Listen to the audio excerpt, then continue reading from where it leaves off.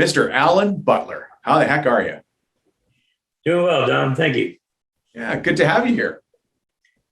I appreciate the opportunity. This is my first podcast, so it says it'll be an experience. First time you've ever been a guest on a podcast? It is. Wow. Look at that. Well, I know you're kind of a social media guru these days. I'm no expert, but I guess I get out there a little bit. You get out there. You do a good job. And just before we start, you're in Texas. You're south of Austin. What's the county you're in? Sure. Yeah, I'm a little bit southeast of Austin, Texas, in Bastrop area, Bastrop County. Yeah, beautiful. About down 30 there. minutes. 30 minutes from Austin. 30 minutes from Austin. I like that area because the first time I got to go to a Cabela's was over in Buda. Yeah, it's a pretty cool place over there. We like to take our kids there. Oh, to that one? Yeah, they like seeing all the animals. They got like an African safari exhibit and stuff. And The big diorama. Yeah. Yeah, pretty cool. I know I had a rental car. I was up there doing some training for a company, and it was the day before I flew out. So I drove down to Buda on purpose. I honestly had never seen a Cabela's before. This is how fresh it was to me. But as I'm leaving, in the field next to it, there was a flock of turkeys. And I thought, this is either the best place in the world for those turkeys to hang out or the worst place. And Texas, you never know, right? Yeah, you never know what you're going to see. Hey, let's get into the interview. Alan Butler, who the heck are you? And how is it that you come to be speaking to this forward-facing group of contractors and business owners all around the world? That's a great question. I guess start with who am I? My name is Alan Butler. I guess I'm a husband and a father of four. Got 4 kids, 2 boys, 2 girls. So I guess that's that. But yeah, I own and operate Butler Contracting here in Bastrop, Texas. We specifically do fences, pergolas, and porches and roofs. So we kind of a little bit diversified, trying to still figure out that whole niching down thing. But that's what I've been able to get down to so far. Yeah, well, that's pretty good. That's very defined. It sounds like you've had a lot of wisdom applied to that focus in your business.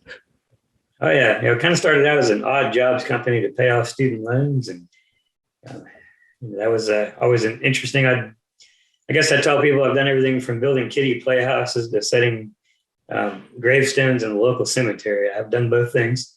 Really? And yeah, actually about 3 times I got asked to do that. It was quite as part of Butler Contracting, or just as a separate thing? Well, when I was doing the odd job stuff when I first started out. Really?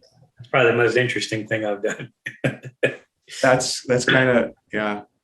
You just reminded me, actually, years ago, they were doing a memorial cenotaph, out of stone. And so they were, I think, sandblasting it into the stone. So I had a job. I forgot about this. I had a job where they put a rubber sheet over top of the stone so they could sandblast.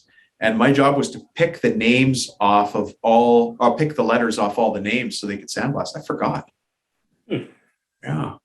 Not that I mean, that doesn't match anywhere near your cemetery experience, but I totally forgot about mine. But you actually you didn't start in contracting, in construction. Well, I guess if you want to call it that, I grew up in the trade. So I've done this kind of work my whole life. My dad was in the construction business. My grandpa owned a roofing company. My grandpa had a asphalt paving business, and my uncle had a roofing company. So I helped him out in the summers and did projects with my dad all the time. We built, I grew up in Iowa, so we tore down barns and stuff in the winter during the off season when nobody could lay asphalt. So I just kind of grew up in this world. When I got out of high school, during high school, I worked for a roofing company and a builder. Yeah. And then when I got out of high school, I started out in construction management at a local community college. And I was working with a friend's dad who was a builder who built some banks in Wisconsin and some houses and stuff. So I had a various background and experience in this industry. And then I learned you could go to school to go fishing all day. And they would pay you for it. So tell us more about that. That's where I was going with this. You had a pretty cool gig there.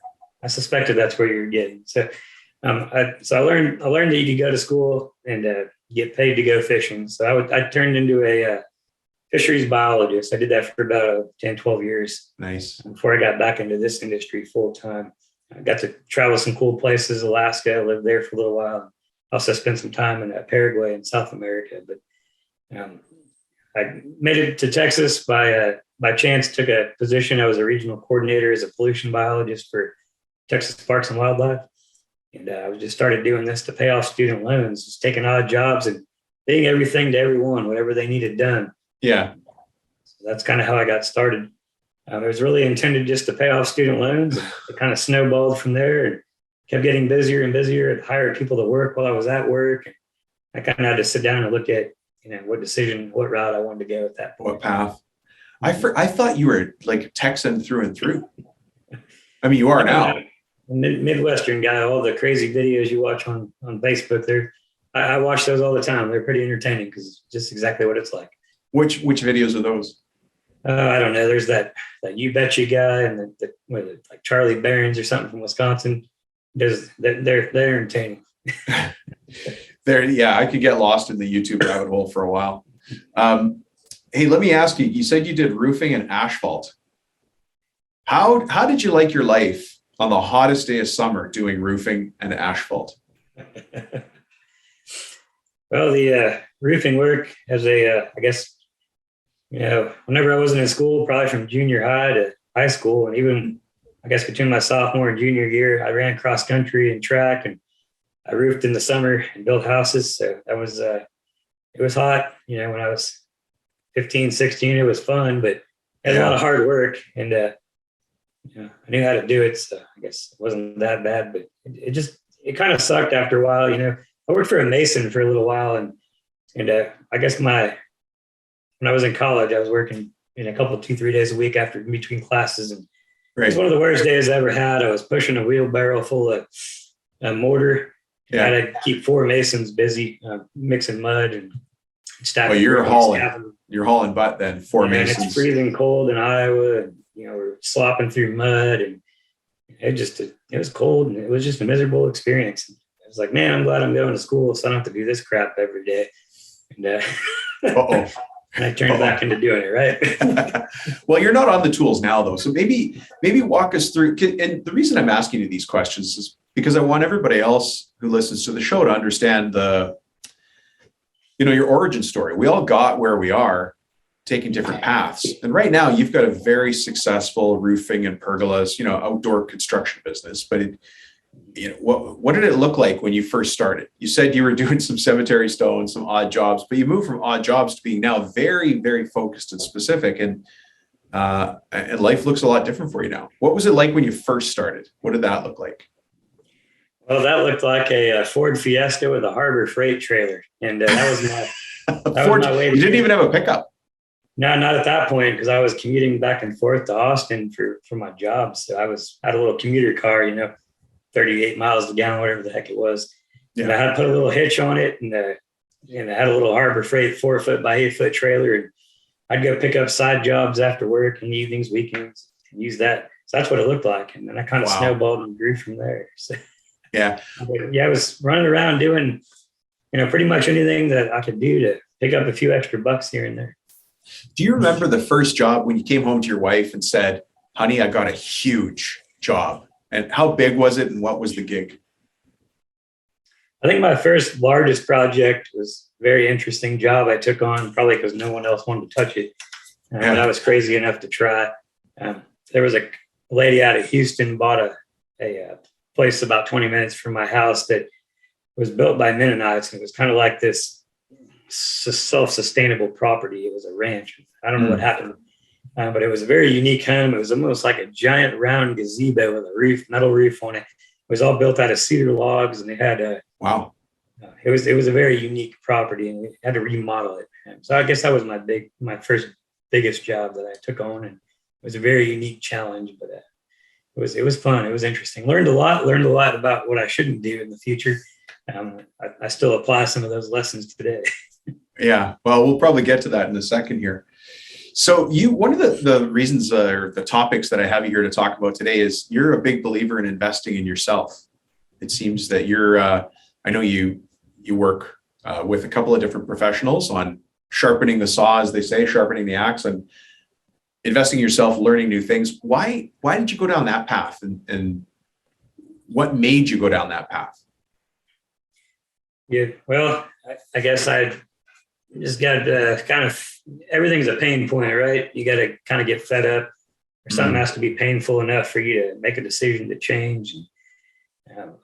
I was doing this. I was committed to doing it and stuck with it. I thought it would be easier than it was when I got into it, because I had a lot of good success early on. But as I continued to grow as a business owner, I really honestly never really ran a business or anything like that. I was a biologist, right? So I had to learn a lot of things, just trial and error and figuring it out. And, I was stealing a lot of time from my family, just not there for certain things at times. I'd run off. I remember one time some folks needed some things done for the 7-Eleven gas station. So I spent an entire Saturday driving around Austin doing like site assessments for this commercial construction company that promised me all this work, right? And did all these site assessments, did really great work for them, and then they never got anything out of it. And a couple of those gas stations got torn down. I drive by now. It's like, well, I guess they weren't really serious, right? So I gave them all this cool information for free, and I didn't charge a dang thing for it. And that was really, that was some stupid tax I paid. I'm like, man, there's got to be a better way to qualify these people and get the right customers that I'm looking for. That's an interesting point. Do you charge for estimates now, or do you do them free? Oh, absolutely. Yes, you do charge for estimates. Yes. We do free estimates on the phone. That's our pre-qualification process. I usually have a pretty good idea. We have pricing on our website. So we have a pre-qualification process that we go through. And then if it's a good fit for the customer and they'd like us to come out, then we narrow down a price and promise on site. And that has a consultation fee associated with it. And that varies based on a residential or a commercial project, or if it's insurance or real estate. I tend to charge more for those because there's a lot of more moving parts typically. Yeah. So it's interesting because there's a lot of people listening right now going, what? I wish I could charge for estimates, or as you call them, consultation fees. What was you talked about pain point. What was the pain point, or was it this 7-Eleven gig that made you realize, like, what actually happened to go, I got to find a better way? I think that was probably one of the biggest turning points that sticks in my mind, because, man, I look back now and like I could have probably charged $2,000-$3,000 to do that whole thing that they asked for, and I ran around and stole time from my family on the whole weekend, driving around Austin, doing that, and absolutely doing that, and then all the time I spent putting all that junk together, I could have been doing other things, getting paid for it. So I guess that was probably the time frame that, like, man, there's got to be better way to figure this stuff out. So I started hitting Google and YouTube and just figuring out, all right, how can I do these things better and get better? What do you remember the first time you said consultation fee to a customer? How did you feel before you did it? Like, what was your stomach like? I was a little nervous, but I joined a contractor fight group and helping get some coaching. They have a coaching program in there, and so you do some role plays and stuff and work out with other contractors from around the country. Yeah.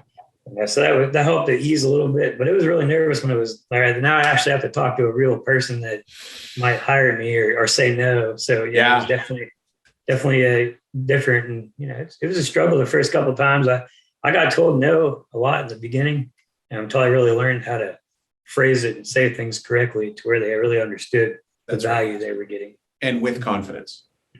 Absolutely. And with confidence. So let's use that as an example, because really the topic you and I are here to talk about today is the value of investing in yourself. And so you invested in yourself. You were missing your kids' things, which, by the way, you and I resonated on that one. I think I've told you the story before, and if we have time today, I'll go into it too. But I don't like missing family events.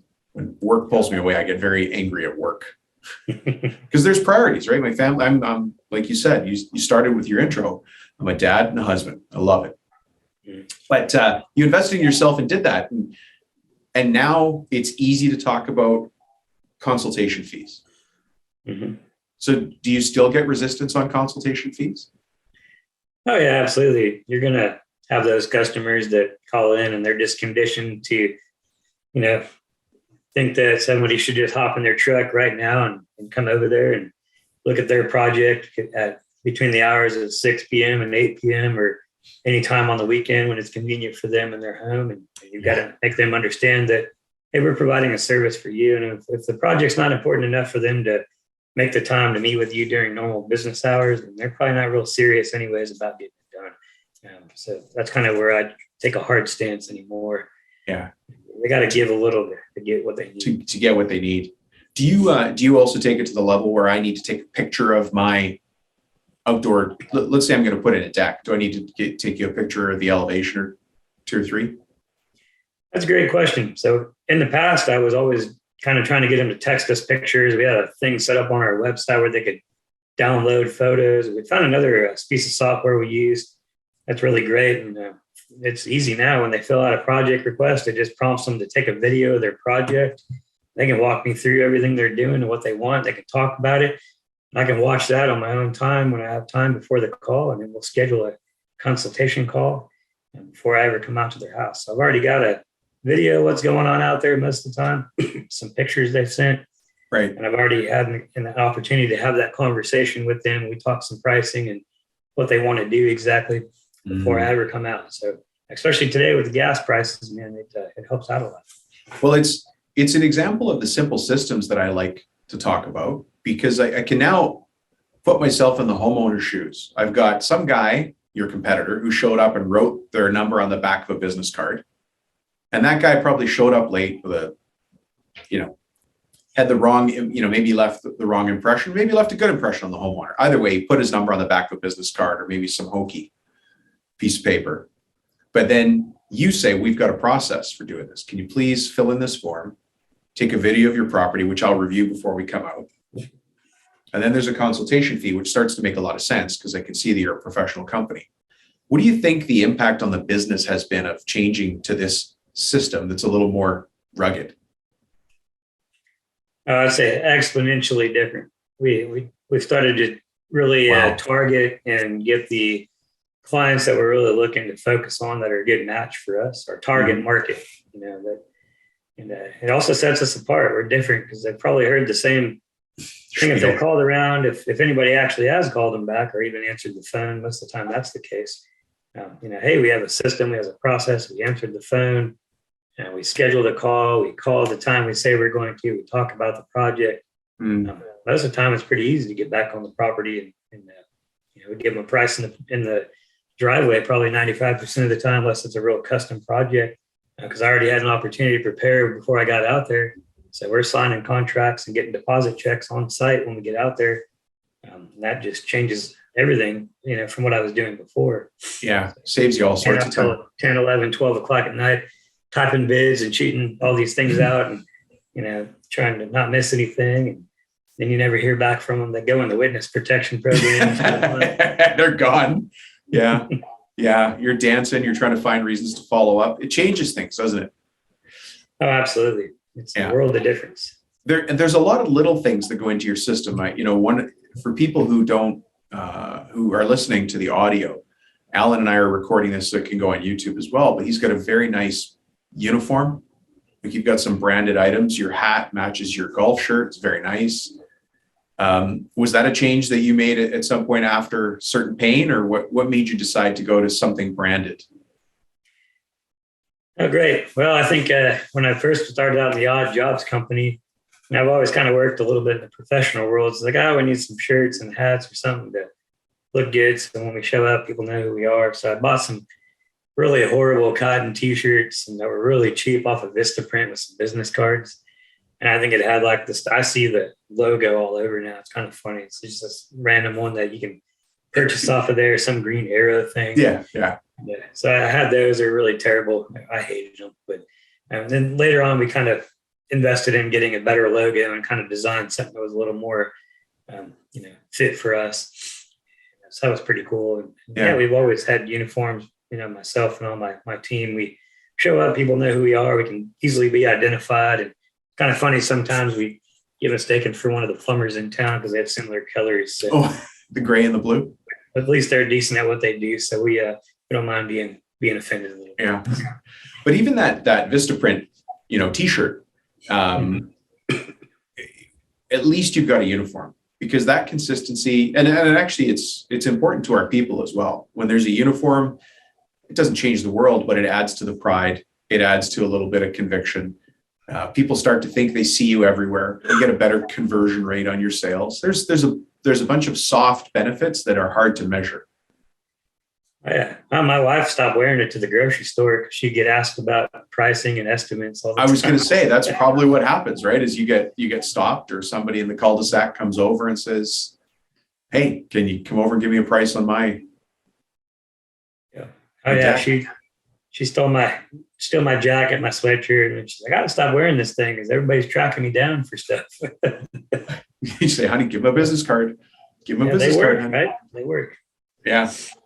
So I mentioned the word conversion rate, and I know that one of the things that you're very good at is, and that you probably worked at as well, is your sales. You seem to have a very strong conversion rate. Do you know what your conversion rate is off the top of your head? Right now, I think for the year, somewhere probably in the 30% tile, somewhere in there. Yeah. Let's, can you, because I've explained this on the show before, maybe I'll ask you, I don't want to put you on the spot, Alan. What's a conversion rate? What are we talking about here? Well, how many number of leads you get in, and then how many number of sales you might acquire from those leads. I used to think it was great. I'd sell 8 of 10 jobs, but as I've learned over time, right, it's better to sell 2 or 3 of those jobs at a good profitable margin. I don't want to sell 8 or 9 jobs out of 10. Probably pricing myself too low and taking up too much of my time. Now, if they're a good fit, I get 8 out of 10. That's great. 30% might sound like a low number to some people, especially if you don't really understand all that. But you don't understand the business side. Yeah. Once you understand the business of the construction business, having a conversion rate like that, anywhere between 22 and about 35% means you're probably priced right. If I'm talking to the people listening now, not Alan, because you've already gone through this pain and you're on the other side of it. But for those of you listening, conversion rate is like an at-bat. How many at-bats did you go on? How many hits did you get? So if Alan goes on 10 calls, he's going to win 3 jobs. It used to be that on 10 calls, he won 8 jobs. Rough math, Alan, just like that? Pretty much. Yeah. But the problem of having a high conversion rate is the only people with really high conversion rates are selling illegal stuff. I'm going to leave that to your own imagination, right? We need to price ourselves at the point where we're actually not winning every deal, that we're picky about the deals we take on. Because those deals we take on, when a customer signs a contract, they sign a contract with me. I'm putting my name on this that says, I'm going to build your pergola, I'm going to build your deck, I'm going to fix your gate, whatever it is. But I put my name on that, and I need to believe I can do it for this price, and they need to know they're paying fair for it. And so we've got to price appropriately. So 30% is great. Great. Yeah, if I could chime in on that just a little bit. The 30% is good. I kind of like the line from Dave Ramsey. I like to apply to this too is, customers can smell broke, desperate, and stupid. And if you're trying to go after every job and just sell it, you're going to do whatever you can to get that job because you want to make a sale. But that's not always the best thing for you. Make sure you know your numbers and you can sell it where you need to be. And that opens up other opportunities also. Because you have 8 jobs that you've taken on, and you might lose out on a really great opportunity that would have been really profitable for you had you taken on one of those other projects. You may not be able to do it or meet the timeline for the customer, or just not have the time to focus on nailing what you need to nail to get that job. And it might have been a really great fit for you, but you're so busy doing something else that is unrelated that you didn't get to do that. Yeah. Busy doing busy work. Mm-hmm. Absolutely. Yeah. Where did you learn your sales skills or work on your sales skills? Because in your background, I heard I did, different construction jobs. I heard fisheries biologist, but I didn't hear door-to-door selling vacuum cleaners and insurance. Where did you get your sales skills? Oh, that's a good question. So like I said, I grew up in this industry, so I've been around a little bit of sales stuff, but nothing to the level of what I've invested in myself. I had to learn how to sell. Once I learned how to sell, that's where things became a turning point for me. So I joined what used to be the Contractor Sales Academy with that group, and that's now converted over into Battleground with Tom. Oh, that's Reber. And Reber and the Contractor Fight. They have a whole program in there that's built mostly just around sales and role plays and build those skills. And that program is amazing to be able to network with contractors from across the country. I actually did a role play with a guy from New Zealand a couple days ago. So that was pretty cool. So you're able to just throw those skills and talk back and forth. They're the contractor, you're the customer, and then we reverse the roles and you help each other out. We teach you these word tracks and the process. And once you go through that, we call that lines of logic and reasoning. You called it a word track. There's lines of logic and reasoning you can use with a customer, right? That helps you open that up. Yeah, absolutely. So once you do that, I mean, the more you invest and you actually apply it and just keep honing those skills, the better and better things you're going to get for you. And it's a lot of work, a lot of effort. I'm not nearly as far along as I'd like to, but I'm getting there. So I'm improving every day. That's the right way to say it. What if you hadn't invested in yourself? I mean, you work with me, you work with Reaper, like you're really out there doing things. What if you hadn't done any of those things? Where do you think your business would be at? I'd still be working in the field side by side every day, or I probably would have quit this by now and just went back to doing something else. It's hard. Yeah. But I mean, you invested in this. One of the reasons, and I don't want to put words in your mouth, but it sounds like you have very strong values that tie you to your family. You want to be home with the kids, got 4 great kids, beautiful wife, all that stuff, and you want to spend time with them. Mm-hmm. Has all this investing in yourself brought you closer to that, or is it still too far? Good question.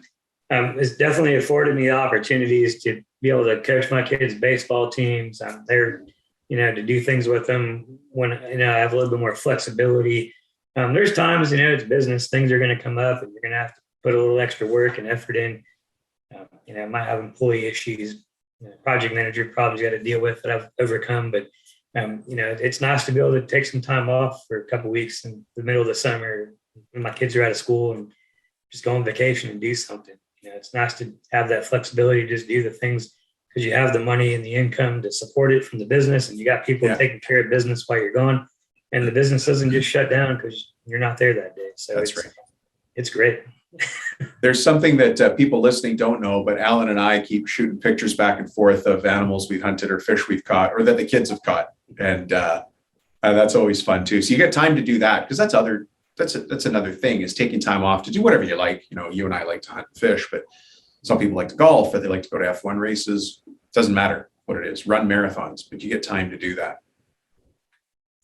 Absolutely. Yeah. It's great to be able to have those experiences with my kids and they're growing up. And I guess back to the question you had at the beginning, right? I said my grandpa and my dad and that they all work construction.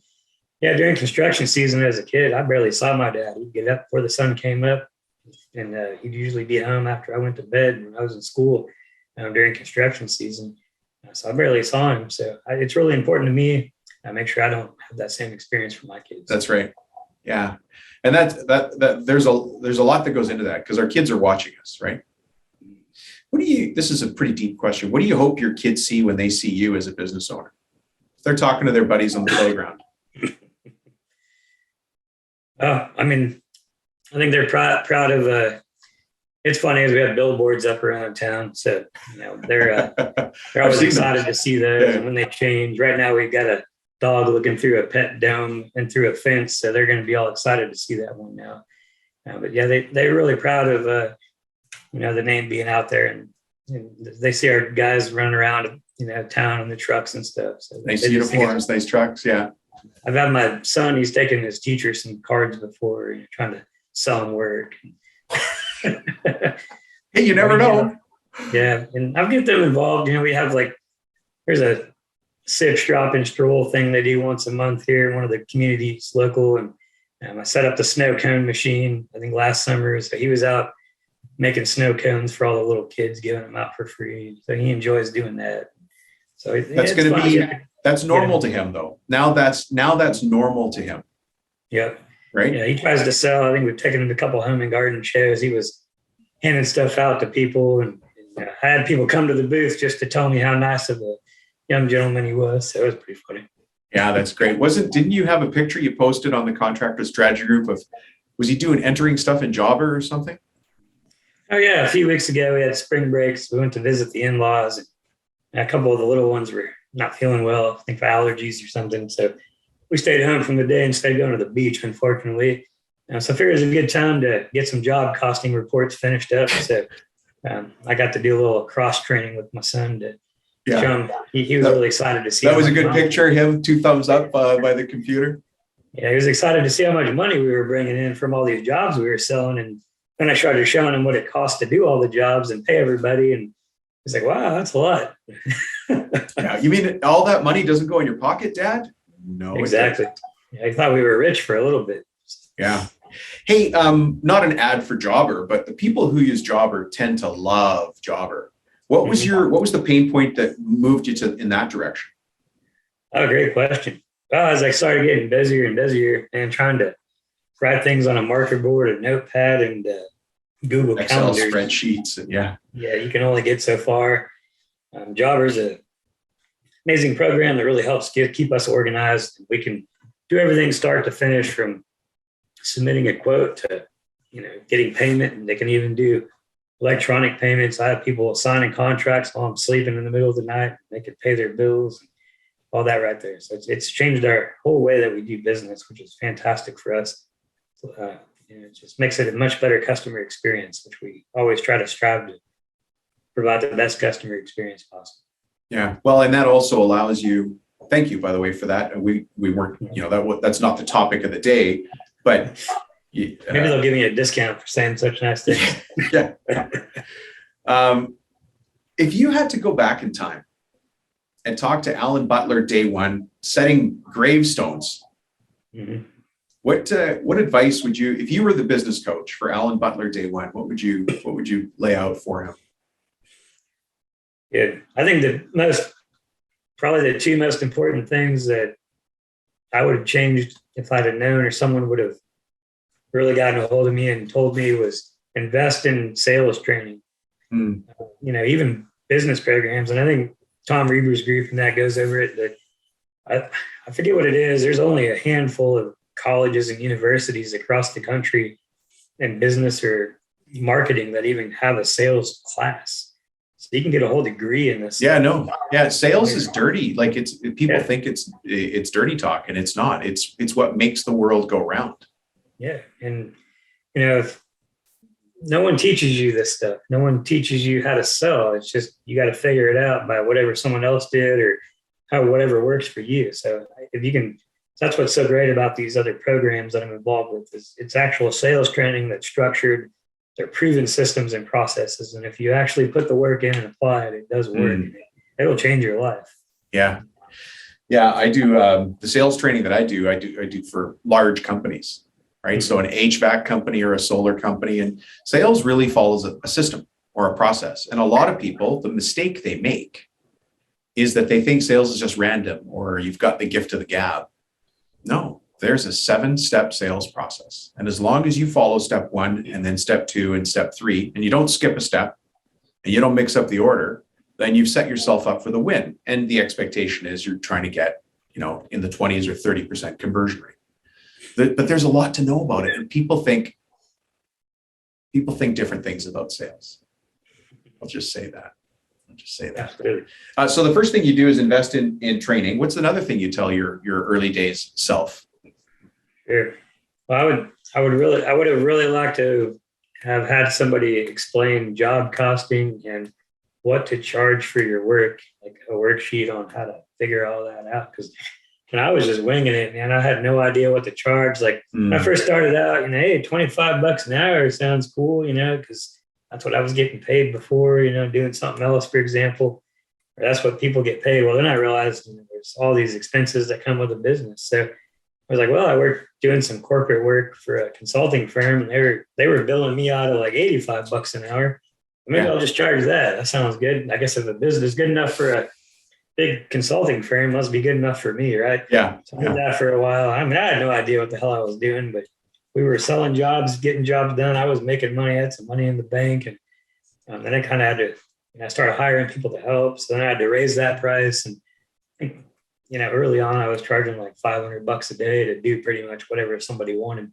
I did day rate stuff for probably a couple of years, just getting through, working by the day for a fixed price, and however long it took us to do. And I just, that'll take us a day, or that'll take us 2 or 3 days.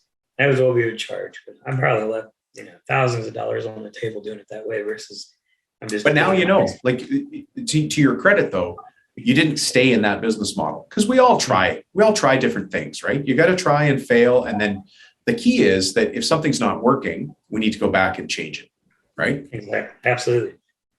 Yeah. So far we've got invest in some training, look at your job costing and what to charge. Anything else you'd tell Alan Butler day one? Did Alan Butler day one have that nice beard too? Or was he, I don't know if I'd recognize you without a beard. Yeah, I kind of fluctuate from being real scruffy to a winter beard, I guess. But I go back and forth. I get tired of it after a while, so I got to shave. Yeah. I guess the third thing that I would, it's probably been the most challenging, and it's probably almost number one. Really, it should be, is to really get connected with a good attorney that really understands your business. Because I went through a few bad ones that. I got some bad advice. Yeah, they were an attorney, but man, I just was getting bad advice. They weren't really specialized in the kind of work that I did. So get a good contract, and always use contracts. They've saved my butt a whole bunch of times. I'm amazed at how many people don't have agreements or contracts and are working hard at building their business, but they don't have solid paperwork, a simple system, clear expectations of a simple to read contract. Are you about to refer to that book that you see over my shoulder right there? Well, she is my attorney. Oh, she's your attorney. Yeah. She's been on the show before. Hi, Carolyn. We're talking about you. Carolyn Cromians. Yeah, I knew Carolyn a while back. And it was funny because I'd gotten emails and stuff from their firm. I think I'd done a couple of webinars that were for free I found online. And it was kind of hilarious because she's one of the coaches in Reaver's group as well. And she has that program. And I was like, oh man, I can't believe I've known about her this whole time. I wasn't using her services because I was just going through other people. So yeah, just do your research and know who you're getting. And when the student is ready, the teacher will appear. That's just it's true for all of us. It's true for me. It's true for you. It's true for NFL coaches. Absolutely. Not to put you on the spot, but what do you think you've learned in working with me? Because you're one of the few one-on-one clients that I've got. I don't have a ton. Sure. Yeah, it's been a interesting ride since I've started working with you. We've had some, I've really been trying to figure out how to get that good, solid number two person in my business, and systems and processes and SOPs have probably been the biggest thing that I've gotten out of working with Dom here. Because, it's I thought I had some good things put together, but, getting the training and the implementation of those SOPs with my team and really finding the right fit as what I'm looking for in an employee has probably been the biggest takeaway. And then the job costing stuff, I kind of had an idea, we're making money on these kinds of projects, but you really pushed me to fill out the detailed job cost reports on every project, every time, not just make assumptions. And I've learned some things through that process that opened my eyes to how we could do some things better, or maybe some services we just shouldn't pursue any longer because they're just not as profitable. They take up a lot of time, or they're a lot of hassle. So I think those are probably the biggest things I've taken away from my coaching with you. Yeah, well, thank you. Good. And to your credit, you put the things in place. There's not a lot of wasted time between our meetings. You're a doer. Yeah, you got to be motivated and get it done. It's not going to just happen. I mean, when you're the owner of a business, nothing happens. You could be the worst, crappiest day for you, but you still got to get up and face it and figure it out, because no one's going to rescue your ass. just you and yourself. Yes. Yeah. Well, Alan, thank you so much. I appreciate having you on here. I know you've got a busy day and it's a Friday. But I guess if people want to chat with you, if they want to find out more, you're on the Contractor Strategy Group, which is the free Facebook group. Yeah, you can go on there and message me or check me out. I'm usually posting some random thoughts on there for folks to get some conversation stirred up. Yeah, you're our leader for the last couple of months on conversation starters, and I appreciate it because I actually have a new social media person helping me out. I need a number two in charge, just like you do. And usually I'm in meetings all day, so I can't respond to Facebook messages, come up with interesting ways for us to think about things. But thank you for what you've been doing there. So anybody wants to chat with Alan, he's on Contractor Strategy Group, which is on Facebook and come join the gang. Absolutely. Yeah, I'm happy to help. Folks have questions, reach out. I'm not an expert at everything, or probably anything, but I've done enough of this to get myself in trouble, and I could probably offer some advice that's worked for me. And you can take the advice. It's worth what you pay for it. Love it. All right, Alan, have a great weekend. Say hi to the kids for me. Yeah, you too. I appreciate the opportunity today to talk and share my story. So thank you. Love it. Have a great day. Take care.